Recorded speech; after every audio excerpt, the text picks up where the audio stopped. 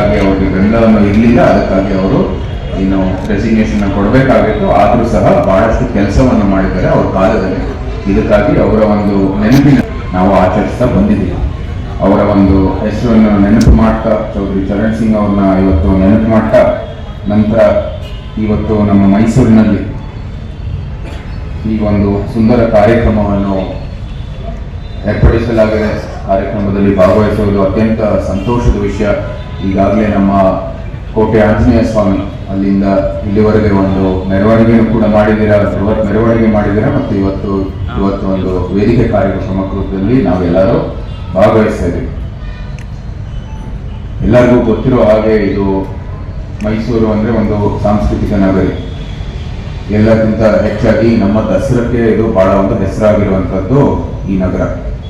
ಸಂಸ್ಕೃತ ಜೊತೆಗೆ ಈ ಒಂದು ಎಲ್ಲಕ್ಕಿಂತ ದೊಡ್ಡ ಒಂದು ಆಚರಣೆ ನಮ್ಮ ಮೈಸೂರು ದಸರಾ. ಮೂಲತಃ ಹೌದು, ಇದು ತಾಯಿ ಚಾಮುಂಡೇಶ್ವರಿ ಆರಾಧನೆ ಮಾಡುವಂಥದ್ದು ಒಂದು ಕಾಲ.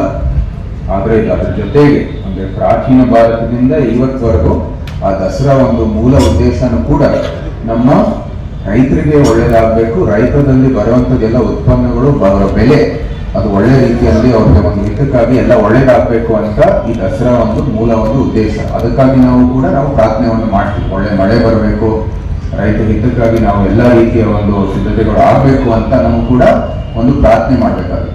ಕಾರಣ ಏನಂದ್ರೆ ಒಂದೇ, ರೈತರ ಒಂದು ಏನು ಸಮುದಾಯ ಅವರು ಒಳ್ಳೇದಾದ್ರೆ ಇಡೀ ರಾಷ್ಟ್ರಕ್ಕೆ, ಇಡೀ ರಾಜ್ಯಕ್ಕೆ ಒಳ್ಳೇದಾಗತ್ತೆ ಅಂತ ನಮ್ಮ ನಂಬಿಕೆ. ಇದು ಬರೀ ಮೈಸೂರು ಸಂಸ್ಥಾನ ಅಲ್ಲ, ಪ್ರಾಚೀನ ಭಾರತ, ವಿಜಯನಗರ ಸಾಮ್ರಾಜ್ಯ, ಮೈಸೂರು ಏನು ಅರಸರು ಇದ್ದರು, ಮತ್ತೆ ಇವತ್ತಿನ ಪ್ರಜಾಪ್ರಭುತ್ವದ ವ್ಯವಸ್ಥೆಯಲ್ಲೂ ಸಹ ಇದು ಸತ್ಯ. ಇವತ್ತಿನ ಭಾರತದಲ್ಲಿ ನಮ್ಮ ಏನು ಕಳೆದ 10 ವರ್ಷದಲ್ಲಿ ಪ್ರಧಾನಮಂತ್ರಿ ಶ್ರೀ ನರೇಂದ್ರ ಮೋದಿ ಅವರು ಇಡೀ ದೇಶವನ್ನು ಪರಿವರ್ತನೆ ಮಾಡಿದ್ದಾರೆ. ಇವಾಗ ಅವರು 23 ವರ್ಷ ಮುಂದೆ ಭಾರತದ ಸಮಗ್ರ ಅಭಿವೃದ್ಧಿಗಾಗಿ ಒಂದು ದೃಷ್ಟಿಯನ್ನು ನೆಟ್ಟಿದ್ದಾರೆ, ವಿಕಸಿತ ಭಾರತ.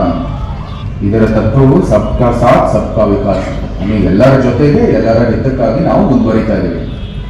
ಇದರ ಒಂದು ವಿಕಸಿತ ಭಾರತ ಅದು ಯಾವ ಆಧಾರ ಮೇಲೆ ಅದು ನಿರ್ಮಾಣ ಆಗ್ತಾ ಇದೆ ಅಂದ್ರೆ, ಈ ಶ್ರೇಷ್ಠ ಭಾರತ ಯಾವ ಆಧಾರ ಮೇಲೆ ನಿರ್ಮಾಣ ಆಗ್ತಾ ಇದೆ ಅಂದ್ರೆ, ಇದು ರೈತರ ಒಂದು ಸಬಲೀಕರಣ, ರೈತರ ಒಂದು ಒಳ್ಳೆಯದಕ್ಕಾಗಿ ಇದು ಎಲ್ಲ ರೀತಿಯ ಕೆಲಸವನ್ನು ಮಾಡ್ತಾ ಇದ್ದಾರೆ. ಇದು ಒಂದು ಬಲಿಷ್ಠವಾದ ಸ್ತಂಭ ಆಗುತ್ತೆ. ಅಂದ್ರೆ ನಮ್ಮ ರೈತ ಏನು ಆರ್ಥಿಕತೆ ಇದೆ, ವಿಕಸಿತ ಭಾರತ ಅದು ಬಲಿಷ್ಠ ಸ್ತಂಭ ಆಗುತ್ತೆ. ನಿಮ್ಮಿಂದಾನೆ, ರೈತ ಸಮುದಾಯದಿಂದಾನೇ ಭಾರತದ ಸಮಗ್ರ ಅಭಿವೃದ್ಧಿ ಆಗುವಂಥದ್ದು ಎಲ್ಲರಿಗೂ ಗೊತ್ತಿರೋ ವಿಷಯ. ಅದಕ್ಕಾಗಿ ನೀವೆಲ್ಲರೂ ಕೈ ಜೋಡಿಸ್ಬೇಕು ಅಂತ ನಾವು ವಿನಂತಿ ಮಾಡ್ತೀವಿ.